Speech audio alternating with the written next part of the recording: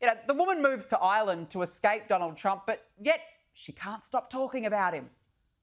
He's very dumb. He's not a smart man. And we all have to face that, our inability to face the things that are disturbing and to just believe in alternative reality. Brad, I think there's only one alternative reality, and Rosie O is living in it. It's wild because she literally fled the country to get away from Donald Trump, but can't seem to stop talking about him because her fleeing is her only claim to relevancy these days. I mean, really, what does she actually do anymore other than beef with Trump online? And it's funny because she is saying that Trump is detached from reality. But do you know one of the reasons that Rosie O'Donnell cites that she fled away out of America? Because of her non-binary child. Now, let's be clear. A non-binary child is kind of like a vegan cat. We all know who's really making the decision, and it's not the child and it's not the cat.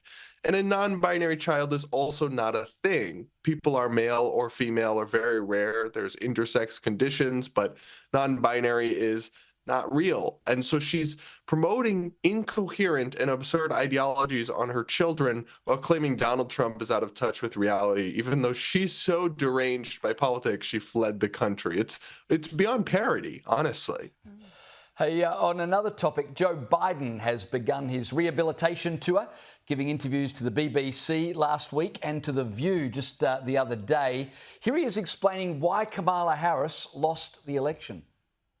I've never seen quite as successful and a consistent campaign undercutting the notion that a woman couldn't lead the country and a woman of mixed race. Yeah. Brad, he seems to think Trump only won because they demonised Kamala Harris on the basis she was a woman and coloured. Your thoughts? My thoughts are that that's absurd, and his brain really has gone to mush because, look, I covered the campaign closely, and the things that were highlighted about Kamala Harris nonstop were her connection to the Biden administration and its pretty poor record on things like the border and inflation, her very real history of radicalism, her positions on everything from taxpayer-funded transgender surgeries for inmates and illegal immigrants and beyond.